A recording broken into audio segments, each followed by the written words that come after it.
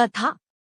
भरत को जब पता चला कि माता कैकेयी ने उन्हें राज सिंहासन पर बैठाने के लिए राम को 14 वर्ष का वनवास दिलाया है, तो वह माता से भला बुरा कहने लगे और राम को वापस लाने के लिए वन की ओर चल दिए।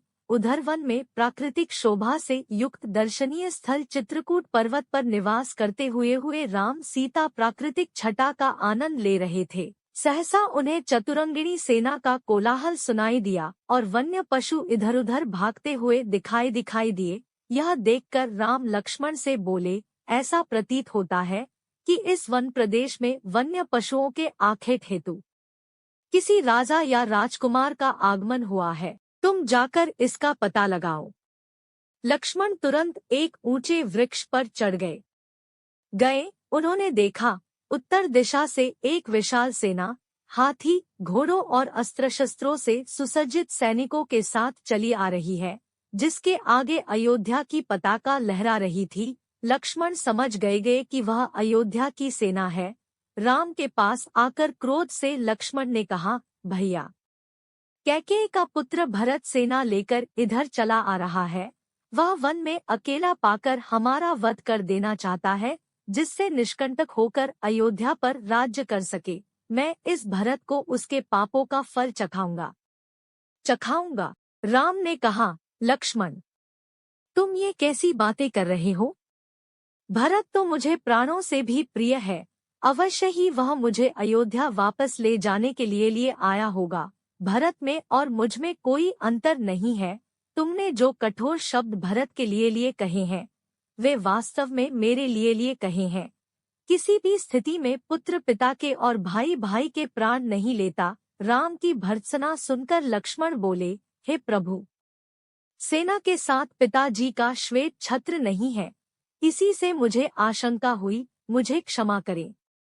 श्रीराम से उनकी खड़ाऊ लेते हुए भरत पर्वत के पास अपनी सेना को छोड़कर भरत शत्रुघ्न राम की कुटिया की ओर चले। उन्होंने देखा, यज्ञ वेदी के पास मृगछाला पर जटाधारी राम वक्कल धारण किए बैठे हैं।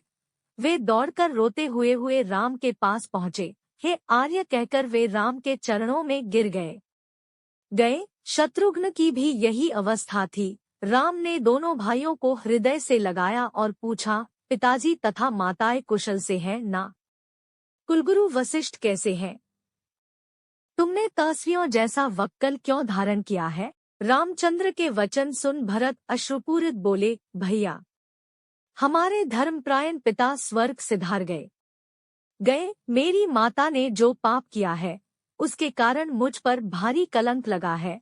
मैं किसी को अपना मुख नहीं दिखा सकता। मैं आपकी शरण में आ गया हूँ। आप अयोध्या का राज्य संभालकर मेरा उद्धार करें। संपूर्ण मंत्रिमंडल, तीनों माताएं, गुरु वशिष्ठ आदि सब यही प्रार्थना लेकर आपके पासे आए हैं। मैं आपका छोटा भाई, आपके पुत्र के समान हूँ। माता के द्वारा मुझ पर लगाए गए कलंक को धोकर मेरी रक्षा करें। जब राम भरत मिलाप हुआ तो भरत राम से लिपटकर रोने लगे। वह दृश्य बहुत मार्मिक था। भरत ने राम से कहा कि अयोध्या पर राज करने का अधिकार सिर्फ आपको है, आपकी जगह कोई भी नहीं ले सकता, और राम से अयोध्या वापस चलने की जिद करने लगे।